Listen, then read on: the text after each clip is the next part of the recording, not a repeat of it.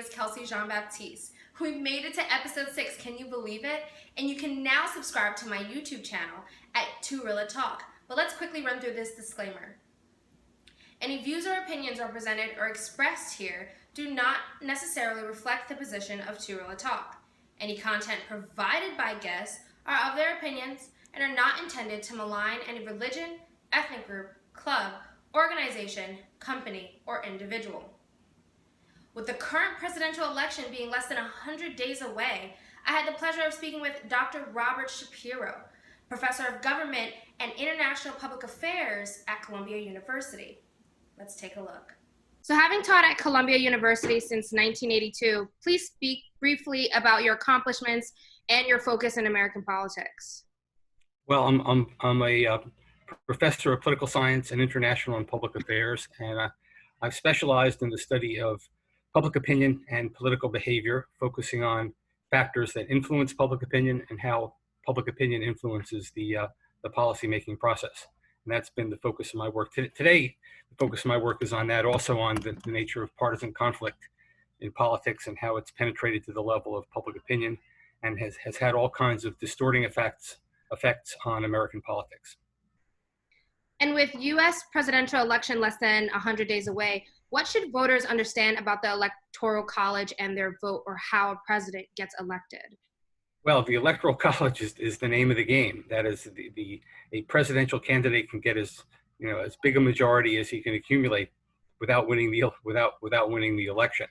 And as we saw in the last election, Donald Trump was able to win the election because he broke down the northern Midwest Democratic blue wall by winning the states of Michigan, Wisconsin, and Pennsylvania, all of which the Democrats will have to win if they want to win the election, assuming they don't pick up any additional states. The important thing is that had Trump not won those 3 states, the Democrats would have won. If Trump had won 2 of the 3 states, if Trump had won 1 of the 3 states, he would have won.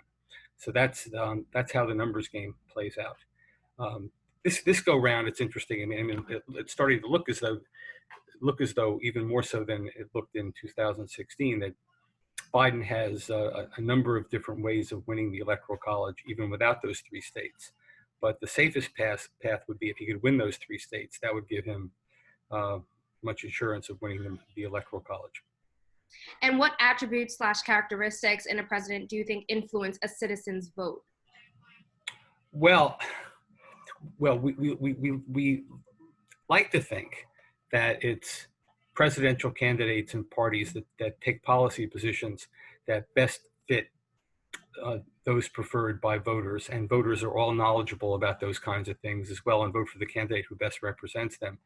In politics, things come down to that in part, but more so evaluations of the candidate, and incumbent candidates and parties' performance in office weighs in very heavily, and also the personal style and leadership qualities of the candidates as well. In this day and age, because of the nature of partisan conflict in the United States, the parties are basically very evenly matched, and there's a group probably on the order of 10% of undecided voters or independent type voters, moderate voters who could make a difference. But even more so, what matters is what leads to the candidates and the parties being able to mobilize their voters to vote. That is, voter turnout. It's often considered a cliche. Well, it all depends on turnout. Well, the truth is, it really does depend on turnout. And in 2016, if the African American vote were greater in certain places, it would have made a difference. Or if it was greater, or it wasn't suppressed. That's the other controversy. That's a work here. That makes a difference. But that kind of strategy of mobilizing the base takes the candidates off the hook of trying to mobilize undecided voters and to produce additional voters in the electorate to support them. But this current election could be an election decided by the base turnout, or based on to what extent Biden can appeal to working class white voters who had defected from the party, and to what extent Trump has turned off those kinds of voters who had voted for him in the last election based on his own personal characteristics and style that we've all come to know very well these days. And so based on your research on public opinion and policymaking, how does partisan polarization create a division in politics? Well, it's interesting. It creates a division in politics in the sense that it used to be the case that, as political scientists used to emphasize, the candidates and parties or political leaders would try to appeal to the median voter, the median kind of moderate voter, and take policy positions and enact policies accordingly. But now, given the uncertainties of voter turnout and so forth, there are incentives to appeal to the base of the party, which is more extreme to the left or to the right, which could produce policy outcomes. You know, if a Democrat is able to win the presidential election, and at the same time, his party or her party is able to win control of the Senate and the House of Representatives, that would give that candidate an opportunity to not simply engage in moderate policymaking, but more liberal, or more liberal kinds of policymaking. And we saw this in the case of Donald Trump. It showed that elections had consequences, and Donald Trump won an election by appealing to the conservative base of the Republican Party and becoming a conservative himself. And once in office, he enacted conservative policies, tax reform that were of a conservative sort, deregulation, and also the appointment of conservative judges, which were policy actions that were not designed to appeal to the median voter, but to the more right-leaning Republican voters. It has an effect in the sense that the voters who elected Donald Trump were voters who wanted more, well, not necessarily extreme, but more policies that were rightward in direction. So it has that particular kind of effect. And another follow-up question, does mass media coverage on politics play a role in the public's behavioral response to this divide?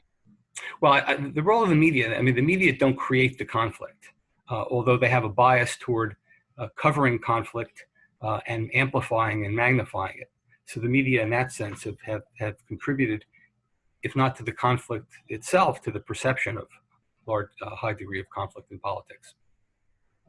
And for my last question, how strongly does public opinion affect leaders, the government, decisions, and institutions? Well, the public, we can debate about whether leaders are responding to public opinion on a regular day-to-day basis or month-to-month basis. But where the public is decisive is in the case of elections. That is, the rules are such that leaders can't enact policies unless they get elected. And to get elected, they've got to attract voters and the public. So in the end, the voters are decisive. Once again, thank you, Dr. Shapiro. I have some new updates for you guys. First things first, I just created my YouTube page, so you can now subscribe to Two Real Talk on YouTube. People are subscribing every day. I'm really happy to see the number of subscribers go up. Keep on doing it. Share it to your friends, family, loved ones, people that you just know would enjoy to hear something like this. That's the first thing. Second thing is I'm going to be changing up the theme of Two Real Talk a little bit. Yes, I'm going to be still focusing on the Black Lives Matter movement, but I also am going to be reporting on current news to keep up to date with what's going on in our society and in the world. So keep on tuning in, keep on watching. Thank you, and I'll see you next week.